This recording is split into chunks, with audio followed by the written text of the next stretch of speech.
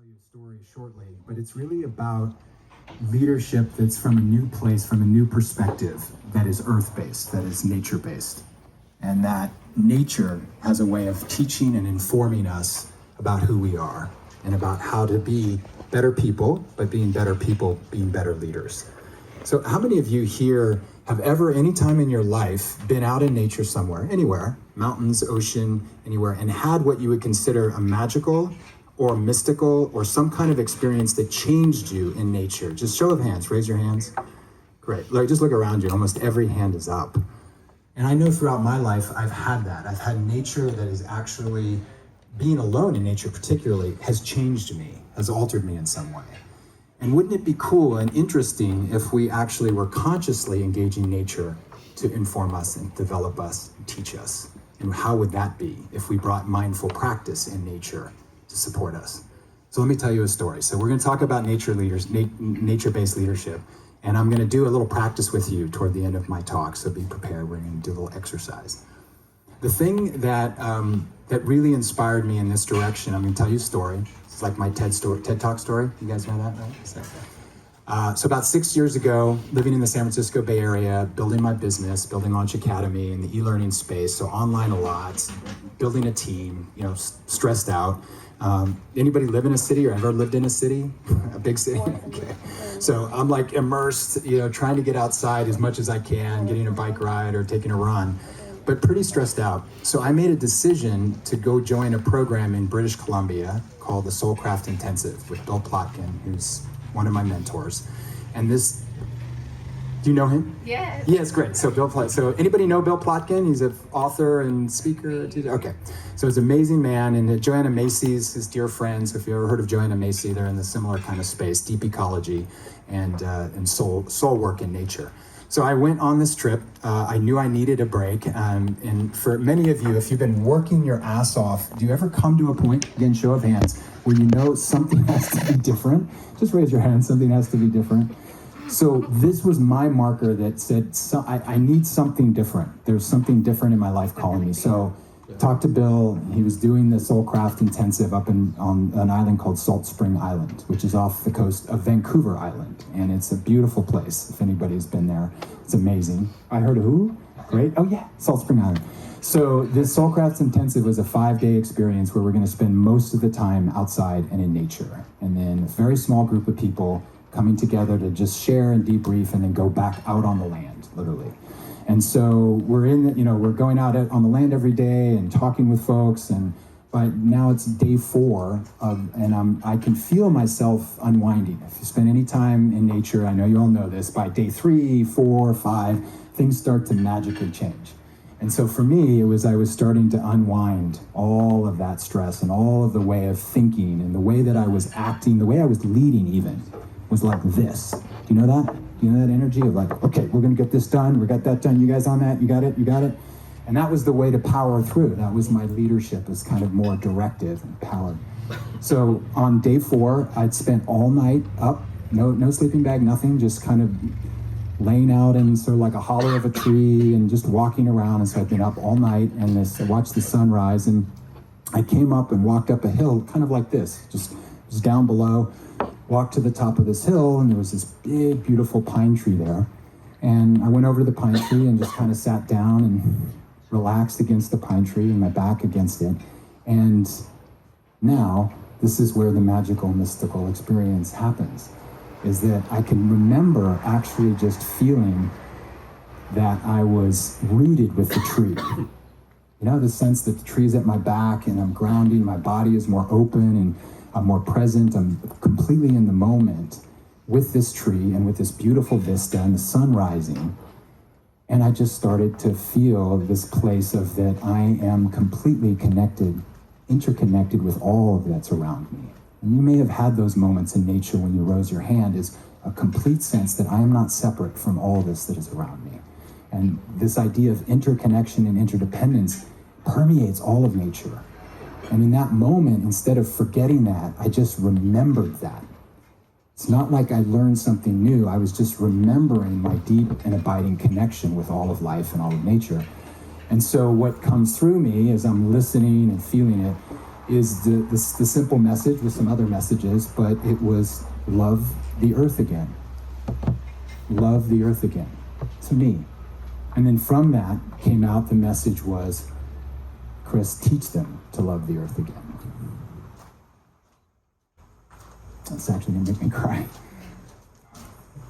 That's how magical and mystical that moment was for me, to realize in deep nature that I can reconnect myself deeply and intimately with the natural world, and that will change me and change the choices I make and open me to a new way of being. But here's the thing, because I've been leading and building businesses all my life, I wanted to be a different kind of leader. And so I was like passionate about how do I bring a new way of thinking about leadership that's not the old style, the old command and control style. So after that experience and coming down, like, I don't know, hair on fire and coming down, like, oh my God, hey everyone, it's good to see you all. I left that, and it set me on a whole path, a 6-year path I actually decided to be a student again. I went into my master's program into outdoor education leadership, and then created a beautiful thesis around nature-based leadership. And so this is kind of the new edge of my work, to move from the kind of online learning and e-learning and all that space into, maybe it's time to bring those together and actually start doing more work in nature-based leadership work. So that's kind of the journey as I've come out of that. It's now, how do I do this for myself? How might I teach other people? And that's a bit of what I want to share with you. And I'll preface this by another short story.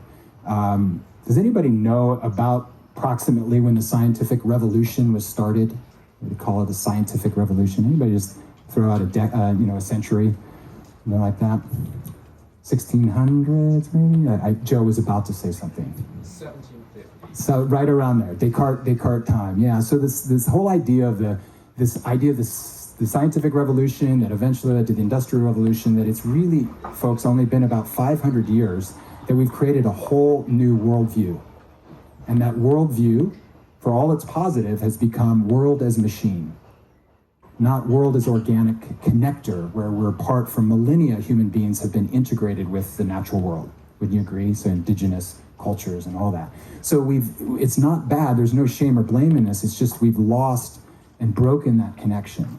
And so there's a kind of a quality now that I see in my colleagues and friends and people like Joanna Macy and Bill Plotkin and others, is like, how do we reclaim that? And how do we reclaim that in our own lives, but with our leadership, how we lead other people? So here's the thing. I'm going to read something to you that's going to be really cool. And this is, anybody know, but a show of hands, anybody familiar with Peter Senge? Peter Senge's work, just raise your hand. Nobody? Okay, so he's a guru in leadership circles, MIT, #1 best-selling author, a book called The Fifth Principle. We've heard The Fifth Principle, and also a book called Presence, Human Purpose in the Field of the Future. So he's kind of a guru in the leadership space. So this is what Peter Senge wrote in his book, Presence. In the end, we concluded that understanding presence and the possibilities of larger fields for change and for leadership can come only from many perspectives. And here, listen to this. Remember, this is a guru that sits at MIT and comes up with all these great ideas and theories. It comes from many different perspectives, from the emerging science of living systems. It's the core thinking around the natural world and how that operates. From creative arts, Adam, you'd like to hear that, creative arts. From profound organizational change experiences, and from direct contact with the generative capacities of nature. Virtually all indigenous all indigenous cultures have regarded nature or the universe or Mother Earth as the ultimate teacher. At few points in history has the need to rediscover this teacher been greater. So I take that to heart. That's actually a quote that sort of made it in my thesis. And so what I'm going to share with you is I created a framework, or call it even a design, a leadership development design or framework that I'm going to share with you briefly, and then I'm going to get you doing a practice with one of that. So this is a 4-quadrant framework, if you will. So imagine a big circle like this, and then 4 quadrants in that circle. And imagine that circle is ever expanding. You can just expand out that circle, so it's not a limited circle. But there are these 4 quadrants. And these 4 quadrants I call capacities, leadership capacities.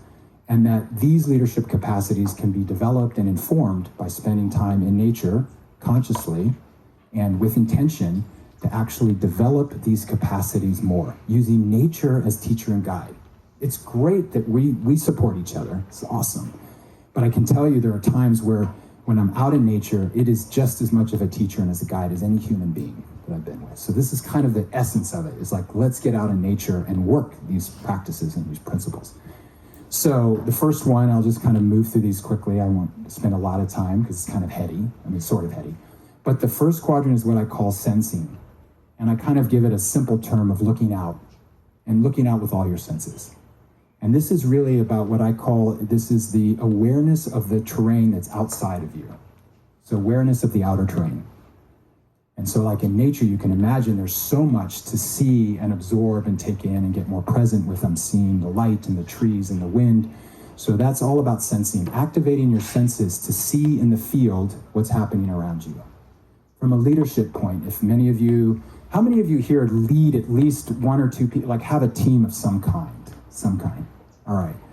So what I would say is this translates into leadership is this is you being very clear about what's happening in the field, in a meeting or in some kind of process where there's people involved and like what's happening, what's the tone, what's the feeling, so that you're not just blowing through. If everybody is feeling anxious or sad or freaking angry, you don't just blow through that. And I've seen lots of leaders that have no clue. They just run in with their agenda and they're not watching the field. That's the outer terrain. The outer terrain. So that's sensing.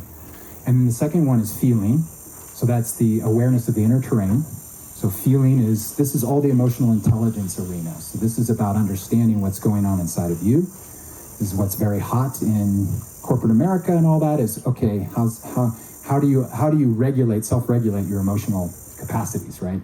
If anybody has been in any corporate setting, this is like mindfulness and emotional intelligence are the 2 hottest things right now. And so I do see that it's so critical to know what's happening inside of me. So that's the inner terrain, my emotional terrain, and how I can self-regulate. If I'm super angry, I'm not going to take it out in crying. So that's another capacity, so feeling. And then the third one is what I call acting or choosing. And so it's really about the choices I make. So this is awareness of the movement and action terrain. What's moving and acting, and how do I make choices?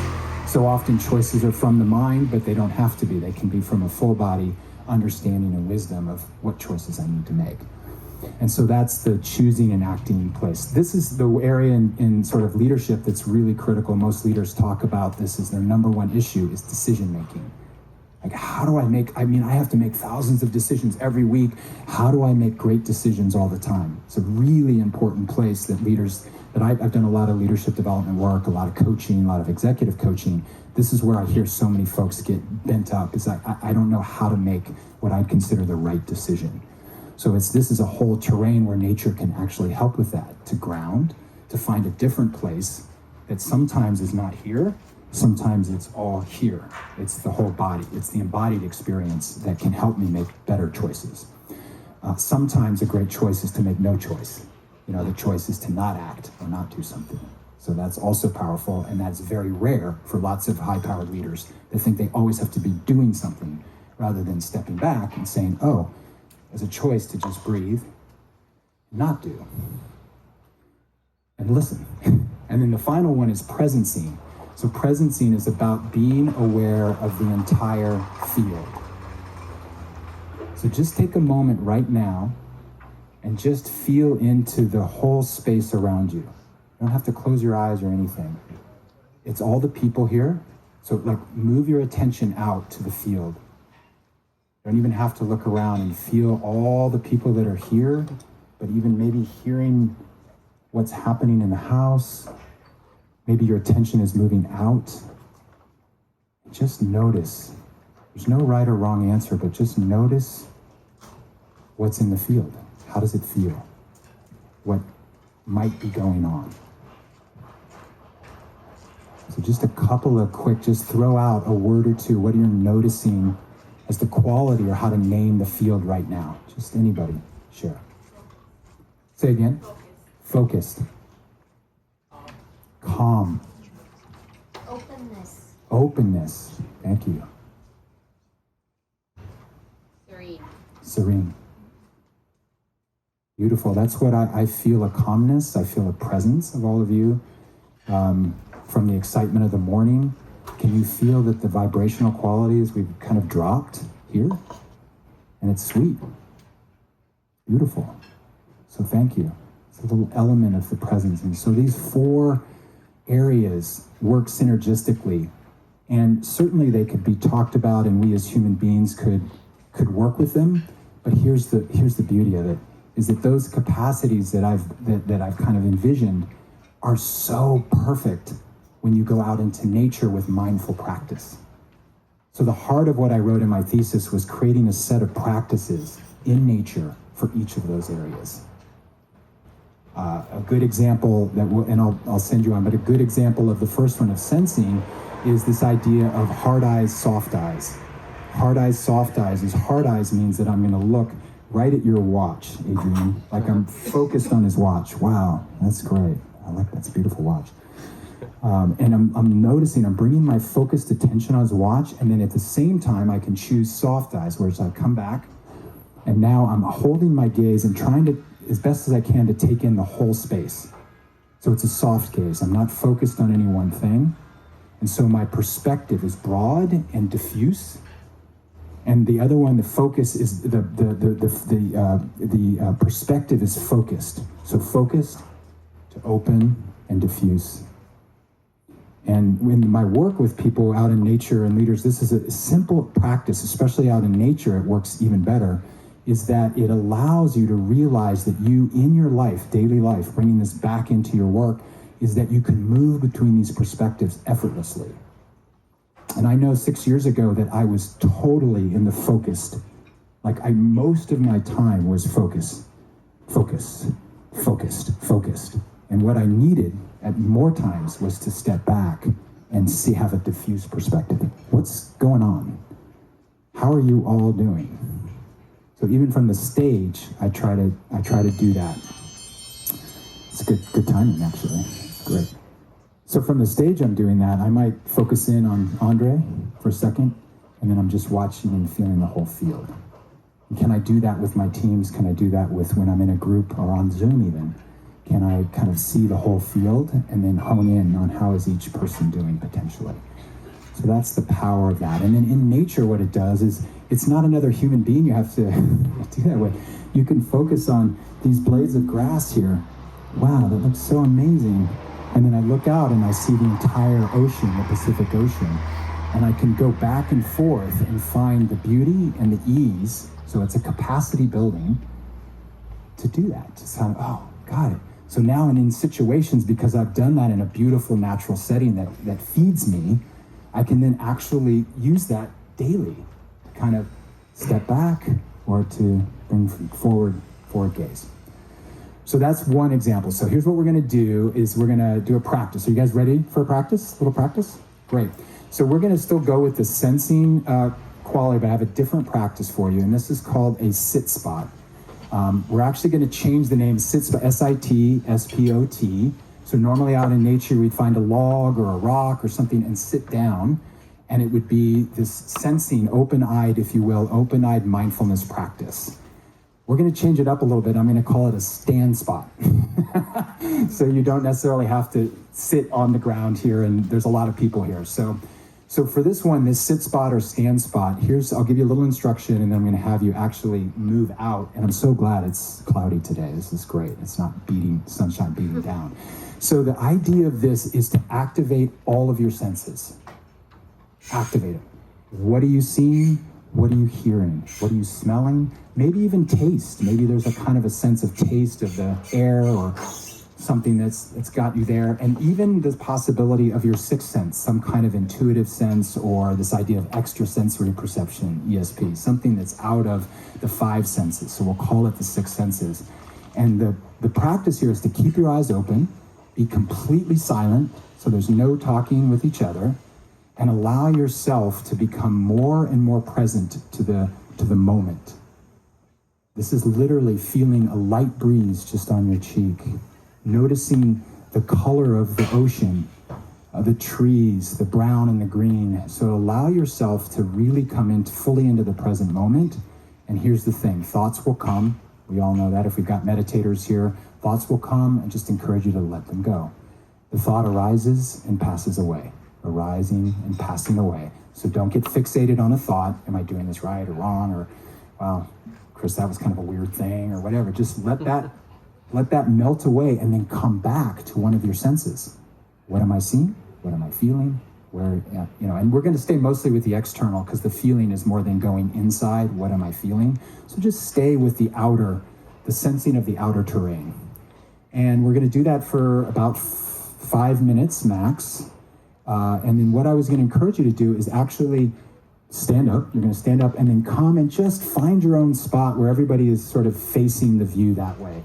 And that way it won't be about sort of like connecting with each other. This is a solo practice, a solo mindful practice. So just find your spot. You can use the whole area there. I'll talk a little bit more and give you final instructions, and then I'll shut up and do the practice with you. And so, yeah, just find your spot and try to find a spot where you're not looking at necessarily another human being so that you can stay. I mean, it's fine too. That's part of the space that we're in.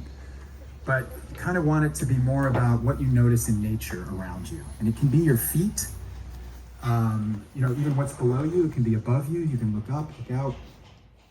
And here's the encouragement is allow your hands to relax at your side. And as Marta so beautifully got us into, is just notice your breathing first. That is always the best place, is allow your breath to come all the way into your belly. Kind of a full inhale, full exhale at your own pace. Hands are relaxed by your side, because notice that holds tension if you're holding them in front of your chest or behind your back. Just let yourself be that natural animal that you are. Relaxed, open, and seeing this incredible beauty around you, feeling it, hearing it. So now we're just going to take probably now 4 or more minutes to just soak this in, and I'll ding a bell to bring you back.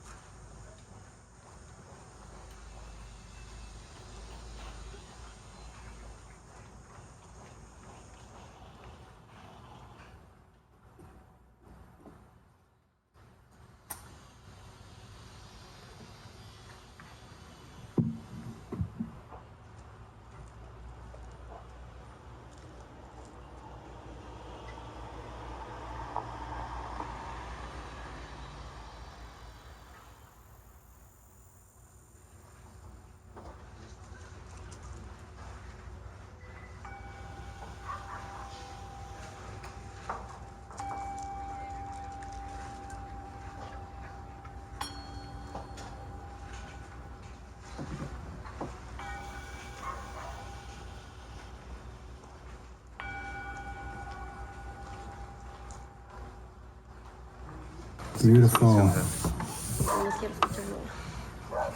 So let's just hear from a few of you. Would like to share just briefly the experience. Just a few words.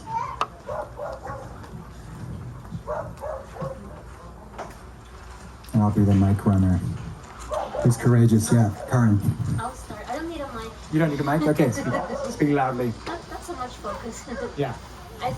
For me, it was both beautifully calming and yet intense at the same time. Probably because I'm an empath and you could just feel everybody's energy around me, and I was just soaking it up to a point where I actually had to close my eyes because it became very intense, and breathe and then return to connecting with the nature again. Thank you, Karen. I love this combination of it's calming for you, but by your empathic capacity, it was actually intense for you as well. And to notice that, that's all about sensing the field. And I bet you sense the field really, really well as an empath, and maybe too much so sometimes to your own detriment. Yeah, great, thank you. Great share, thank you. Who else?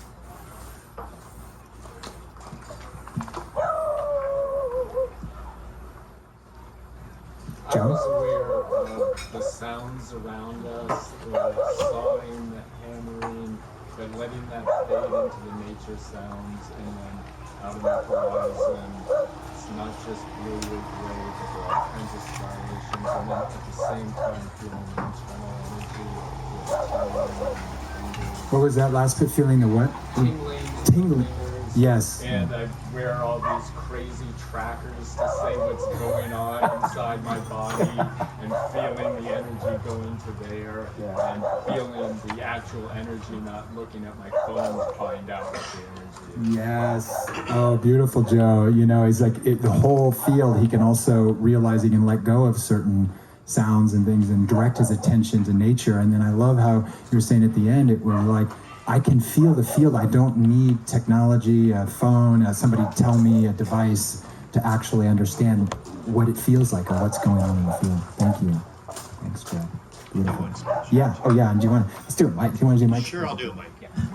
I think that what struck it for me was just looking out and seeing the dichotomy between micro and macro, between the beautiful sky, the sea, the greenery, and then looking down way in the distance on the beach and seeing these little specks of people that are surfing, Right. and understanding that we are one small part of the bigger picture. Like there's just a little bit of humankind in the entire world, and that was a representation of me of this little speck of people in the water. Great. That was a great insight. What's your name?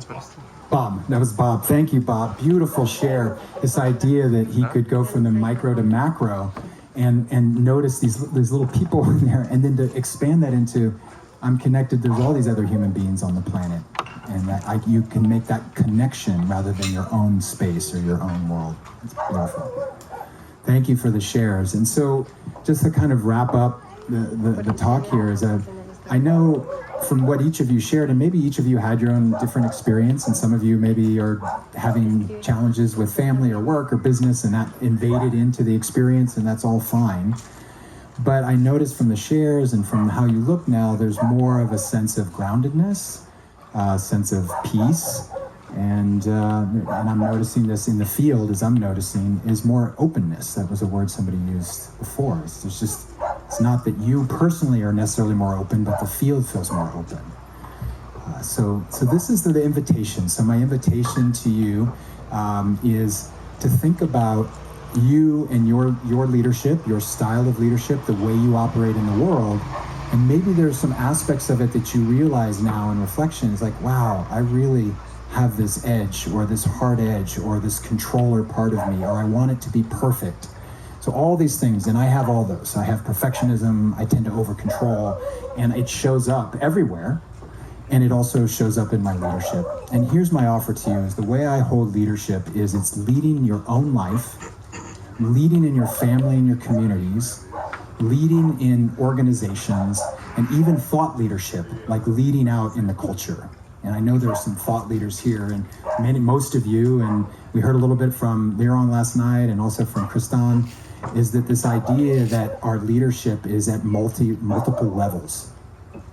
So often we hold it as leading is only about people when I'm leading organizations or leading people. It's all of these spaces. So then spending time in nature with doing a mindful practice like this, or the hard eyes, soft eyes, and other practices I can share with you if you're interested, is to then use that even on your hikes and your walks and however to reground you, to practice the hard eyes, soft eyes, to practice the micro to macro, to practice grounding yourself. And that will help to inform how you show up more present, more connected, more grounded, more open. And what I hope for our culture at large, especially being from the United States in a very divided country, is more listening, more deep listening, And I know that nature always informs me of that, where I drop in and I'm listening more. I'm listening and opening and listening. So that is my hope for all of us and hope for our culture at large. So thank you. Thank you, everyone, for your attention and doing the practice. And I appreciate you all. And thank you.